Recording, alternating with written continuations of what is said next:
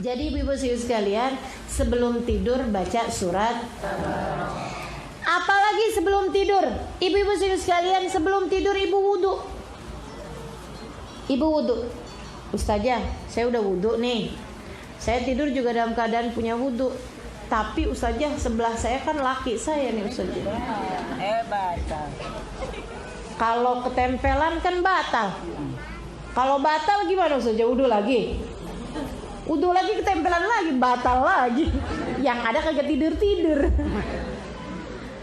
Apa gimana? Sampai saya pernah Bu dapetin ada orang tidurnya pakai kerudungan,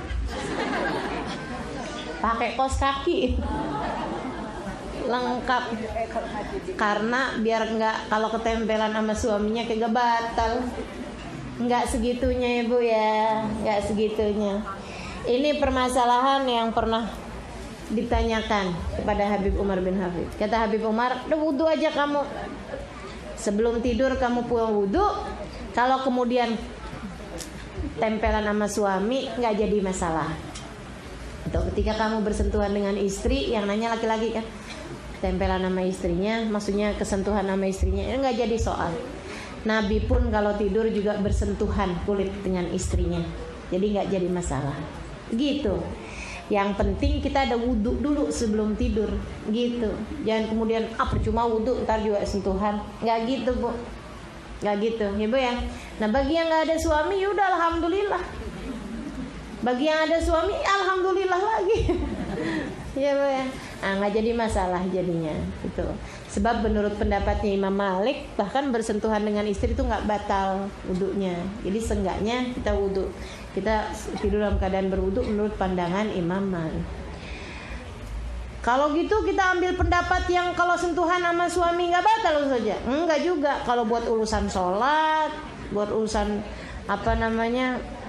pegang Quran atau apa, ya kita ambil pendapatnya Imam Syafi'i. Tapi kalau urusan tidur, ini kan urusannya lebih ringan ya Bu ya. Yang diperintahkan hanyalah untuk sekedar kita berwudu sebelum tidur. Jadi wudulah sebelum tidur. Tidurlah dengan menghadap miring ke kanan. Ibu tidur itu sunnahnya miring kanan. Dan itu ibu-ibu sekalian, mau dari segi medis, segi apapun aja dah, yang namanya tidur emang paling bagus ternyata miring kanan. Daripada ibu tidur tengkurap atau tidur telentang atau tidur miring kiri, emang secara semuanya dah, mau secara kesehatan, secara ilmu agama ibu ya, atau posisi tidur yang bagus gitu kan, semuanya baik secara psikologi juga semuanya menyatakan hal yang sama. Posisi tidur terbaik adalah miring kanan. Jadi ibu-ibu miring kanan. Ustazah gimana kalau misalnya nih posisinya gini nih Ustazah, tempat tidurnya tuh kalau dia miring kanan berarti ngebelakangin kiblat. Kan ada yang posisi tempat tidurnya kayak gitu ya. Kalau dia miring kiri, dia ngadep kiblat. Pilihan mana? Saya sih milihnya tempat tidur kamu dibalik, kalau memungkinkan. Tapi kalau nggak memungkinkan, emang udah kayak begitu, ya udah mau gimana lagi? Milih mana? Miring kanan tapi ngebelakangin kiblat dengan miring kiri tapi menghadap kiblat. Para ulama bilang pilihlah miring kanan walaupun dengan ngebelakangin kiblat. Dari pentingnya untuk tidur menghadap ke arah kanan. Gitu. Kalau posisi tempat tidurnya gini, kalau miring kanan berarti dia kiblatnya dikakiin. Kalau miring kiri dia kiblatnya dikepalain. Paham nggak maksud saya? Jadi ini posisinya ini kiblatnya kemana nih? Ke sana, gitu ya. Jadi nih kalau misalnya miring kanan berarti kakinya ibu ke sana ibu. Paham maksud saya? Iya kan? Kakinya di sebelah sana gitu. Kalau miring kiri ya dikakiin juga tetap. Itu gimana? Ya udah kalau kayak gitu kakiin aja kiblatnya, gitu ya. Kakiin atau kepalain kiblatnya nggak masalah, yang penting miring kanan. Yang pasti miring kanan itu Bu lebih diutamakan bahkan daripada menghadap kiblat sekalipun. Gitu. Kalau bagus sih memang miring kanan dan menghadap kiblat. Itu yang paling bagus. Ibu-ibu sekalian yang saya muliakan. Kemudian lagi adabnya tidur. Sebelum tidur nih.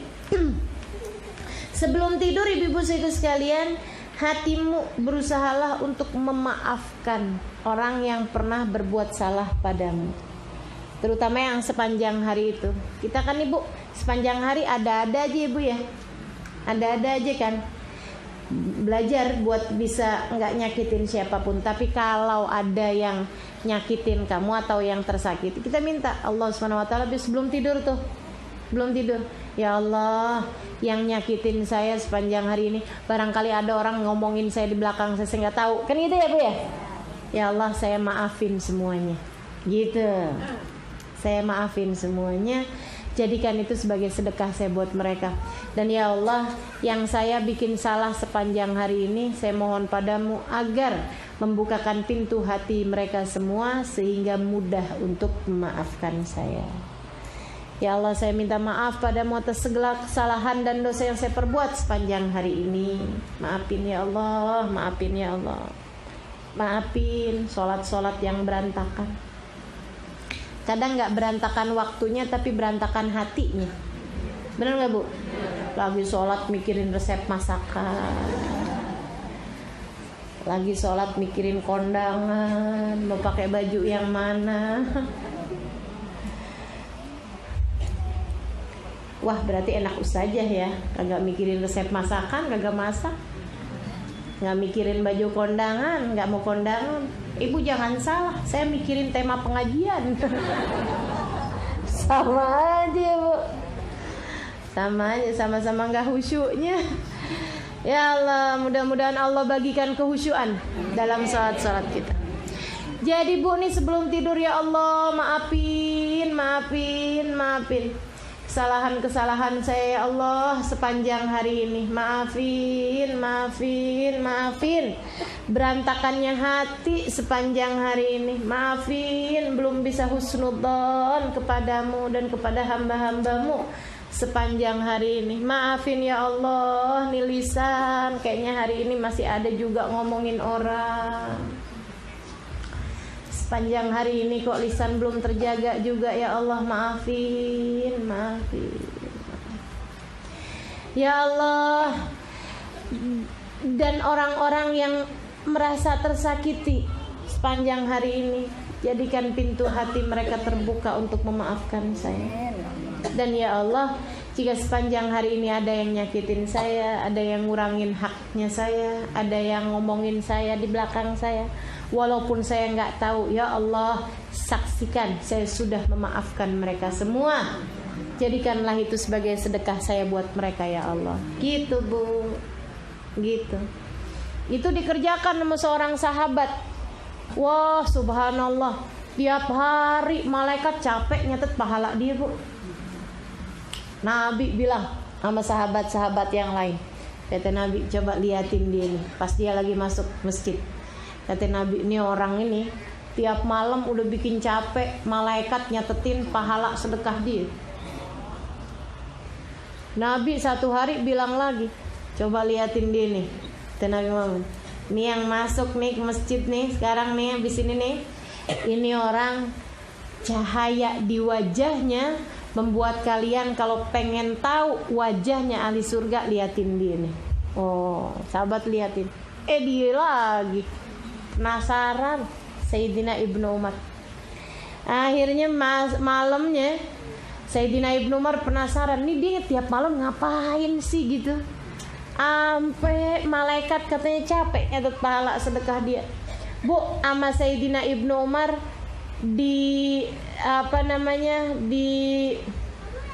diikutin nginep, ditumpangin, ditamuin. Kata Sayyidina Ibnu Umar, boleh nggak saya bertamu nginep di rumah kamu malam hari ini, saya lagi ada masalah sama keluarga saya. Oh boleh, silakan aja wahai Ibnu Umar. Nginep tuh semalam. Bu, Sayyidina Ibnu Umar kagak tidur, mau liatin ibadah dia. Dianya malah tidur. Enak bener tidurnya. Sayyidina Ibnu Umar penasaran, nanti kalau saya tidur takutnya dibangun, terus dia sedekah, terus dia pergi, terus dia bantuin orang, terus dia ini, saya nggak tahu, kata Sayyidina Ibnu Umar. Jadi sama Sayyidina Ibnu Umar dijagain, nggak tidur Sayyidina Ibnu Umar sepanjang malam sampai pagi. Dia malah tidur aja enak sampai sebelum subuh dia bangun mengerjakan ibadahnya dia. Penasaran Sayyidina Ibnu Umar, nggak dapet nih malam, besok malamnya lagi ditidurin lagi sama Sayyidina Ibnu Umar. Dia bilang, numpang tidur ya saya. Iya dah, 2 malam 3 malam bu, ditumpangin tidur juga sama Sayyidina Ibnu Umar. Nggak dapet juga jawabannya. Nah kalau udah 3 malam tuh nggak baik orang bertamu lebih dari 3 malam ya bu ya. Jadi malam ketiganya Sayyidina Ibnu Umar kemudian bilang sama dia, maaf ya pagi hari, saya tuh sebenarnya numpang tidur di rumah kamu 3 malam doang. Kalau siang Sayyidina Ibnu Umar pulang ke rumahnya. Jadi urusannya tidur doang. Malam doang habis Isya tuh Sayyidina Ibnu Umar ikutan dia dah. Kenapa gitu? Karena Nabi Muhammad nyebutnya malam.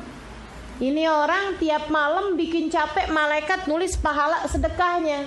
Jadi Sayyidina Umar tahu bahwa urusannya nih urusan malam. Dia bilang, kata Sayyidina Ibnu Umar, saya nih nginepin rumah kamu 3 malam. Tujuan saya nggak lain nggak bukan karena saya lagi punya masalah sama rumah tangga sama keluarga saya, enggak sebenarnya. Saya cuman penasaran sama apa yang disebutkan Nabi tentang kamu. Katanya dia, emang Nabi sebut apa tentang saya?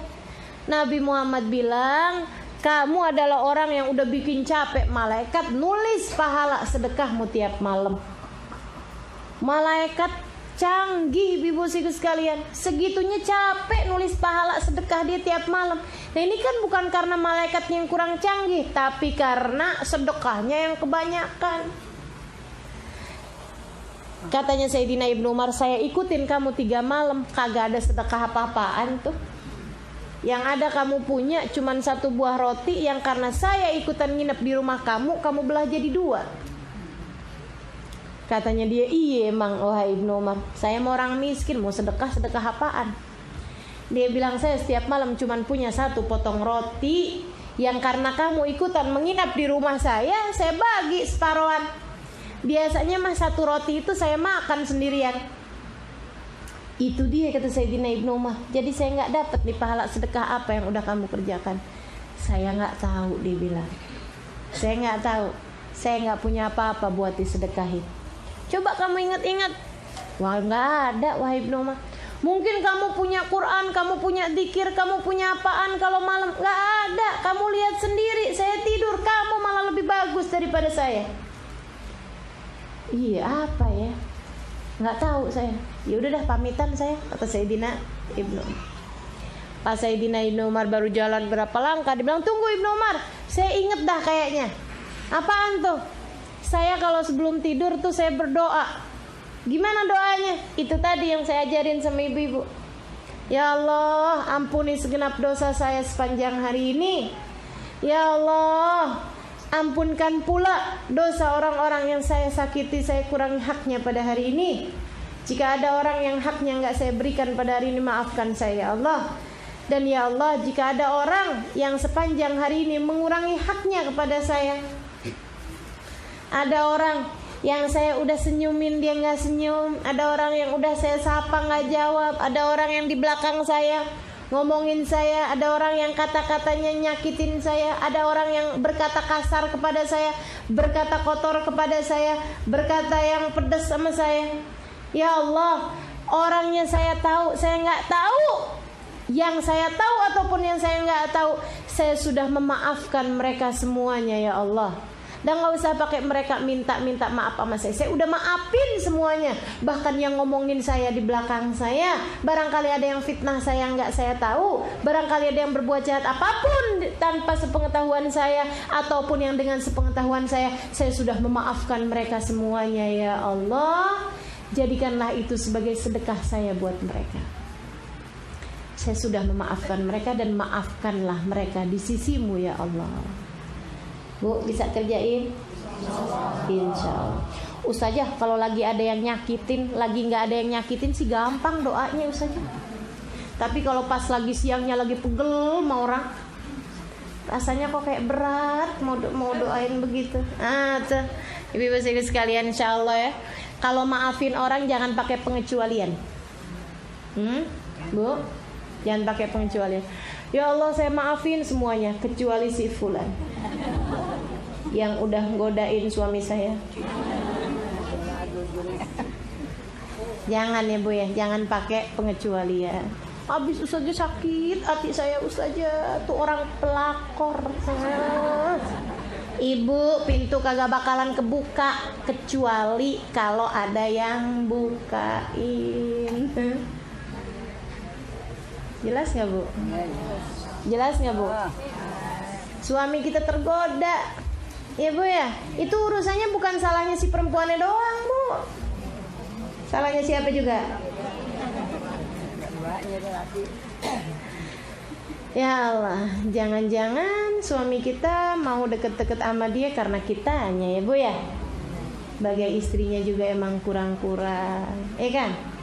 Makanya dah dijagain suaminya yang benar. Insya Allah. Jadi ibu-ibu sekalian yang saya muliakan, jadi Ustazah kalau suaminya deket sama cewek lain berarti karena kitanya yang kurang jaga? Enggak juga Bu, enggak juga. Ya emang gitu aja ya Bu ya. Yang penting jangan sampai kita ikut andil, ikut ambil bagian. Nah itu saran saya. Ibu-ibu sekalian, saran saya adalah bahwa kalau itu memang mestinya, seenggaknya kita jadi nggak nyalahin diri sendiri, gitu loh. Bukan karena kesalahan kita. Nah kalau kitanya selama ini suka cuekin suami kita, marah-marah mulu sama suami kita, ngomel-ngomel mulu sama dia, kan dia juga lama-lama jadi empet ya Bu ya. Kalau dia lagi empet sama kita, dia lagi sebel sama kita, ngelihat yang lain kan kelihatannya bening semua Bu. Halo? Ya. Itu. Tapi kalau di rumah kita, suami kita hargai, ya Bu ya. Suami kita perlakukan dengan santun, dengan sopan, dengan baik. Nah insya Allah, mudah-mudahan. Kalau kemudian udah kita perlakukan dengan baik, dia ternyata memang ya gitu dah, gitu ya Bu ya. Ya udah mau gimana lagi? Udahlah, semuanya masing-masing hisabnya sendiri. Kan gitu. Udah enak gitu aja Bu. Kita kalau udah lagi pegel-pegel gitu, kita mikirnya gitu aja. Udah dah, urusan di luaran sana seperti apa hanya akan menjadi hisab dia sendiri juga. Gak usah repot-repot Bu, sampai kirim bodyguard. Gak usah repot-repot, sampai kirim mata-mata buat nyari tahu suami kita ada di mana. Ada, nggak usah. Masing-masing udah lengkap mata-matanya, namanya Raqib dan Atid. Semuanya hanya akan dihisab dari atas apa yang dilakukan. Jadi ibu-ibu sekalian, kalau malam maafin salah semua orang, ya Bu ya. Insya Allah. Nah kitanya juga punya banyak salah. Nggak ya aja nggak mau maafin salah orang. Mau salah kita nggak dimaafin sama Allah? Nggak mau. Nah, jadi biar kita juga salah kita semua dimaafin sama Allah. Salah kita sama orang lain juga orang mudah maafin kita. Maka yang mudah sajalah dalam memberi maaf kepada orang lain. Insya Allah. Kalau kita udah jalanin adab-adab kita, doa sebelum tidur kita udah baca, zikirannya kita udah baca, semuanya kita udah baca, ibu-ibu sekalian, surat tabaroknya kita udah baca. Ada juga doa sebelum tidur ibu ya, yang ibu-ibu silakan rujuk, nanti juga ada di kitab ini juga, ibu-ibu sekalian. Nah nanti kemudian ketika bangun tidur kita jalankan adabnya yang sudah diajarkan di dalam kitab ini. Begitu bangun tidur ibu-ibu sekalian, kita ingat Allah. Alhamdulillah ya Allah, dibangunin lagi saya. Alhamdulillah dibangunin. Saat itulah kemudian kita bilang Alhamdulillahilladzi ahyana ba'dama amatana wa ilaihin nusyur. Kemudian kita baca asbahna wa asbahal mulku lillah. Ya Allah, kami masuk pagi ini dalam keadaan segala sesuatu berada dalam genggaman Allah. Wal azamatu was sultanu lillah. Keagungan, kemuliaan semuanya adanya pada Allah. Kerajaan langit, kerajaan bumi semuanya ada pada Allah. Wal izzah wal qudrah lillahi ta'ala. Kemampuan, kemuliaan semuanya milik Allah Subhanahu wa ta'ala. Asbahna ala fitratil Islam. Alhamdulillah kami masuk pagi ini masih sebagai orang Islam. Alhamdulillah. Wa ala kalimatil ikhlas. Dan berada dalam kalimat yang ikhlas, yaitu kalimat la ilaha illallah Muhammad wa ala dini nabiyina Muhammad. Alhamdulillah masuk pagi ini berada dalam agamanya Nabi Muhammad sallallahu alaihi wasallam, wa ala millati abina Ibrahim, berada dalam agamanya Nabi kita Nabi Allah Ibrahim alaihi salam, hanifan, agama yang menginginkan kebaikan, musliman, kita tunduk, kita pasrah, kita patuh kepada Allah Subhanahu wa taala. Kita berada pagi hari ini dalam keadaan Islam. Wa maka minal musyrikin, dan kita tidak termasuk di antara mereka yang ragu-ragu. Allahumma bika asbahna. Ya Allah, kami masuk pagi hari ini dengan kekuasaan-Mu. Wa bika amsayna. Nanti kalau sampai sore, kami pun masuk sore juga dengan kekuasaan-Mu. Wa bika nahya. Dengan kekuasaan-Mu kami hidup. Wa bika namut. Dengan kekuasaan-Mu kami mati. Wa ilaikan nusyur. Hanya kepadamu kami kembali. Allahumma inna nas'aluka an tab'atana fi hadzal yawm ila kulli khair. Ya Allah, kami minta kepadamu ya Allah, kami bangun pada hari ini untuk mengerjakan segala kebaikan. Wa na'udzubika an najtari fiha su'an. Kami berlindung kepadamu ya Allah, jangan sampai kami sepanjang hari ini mengerjakan keburukan-keburukan. Au najurruhu ila muslim, atau kami mengajak orang lain untuk berbuat keburukan. Au yajurru ahadun ilaina, atau kami diajak oleh seseorang untuk menuju kepada keburukan. Nas'aluka khaira hadzal yawm, kami mohon ya Allah segala kebaikan pada hari ini, wa khairu ma fi, dan juga kebaikan apa yang ada di dalamnya. Wa na'udzubika min syarri hadzal yawm, kami berlindung kepadamu ya Allah dari keburukan sepanjang hari ini, wa syarri ma fi, dan keburukan apa yang ada di dalamnya. Faida labista thiyabak, kalau kemudian kita pakai baju, kita niatkan pakai bajunya adalah mengerjakan perintah Allah, bukan mura'atan lil khalq, untuk sekedar riya.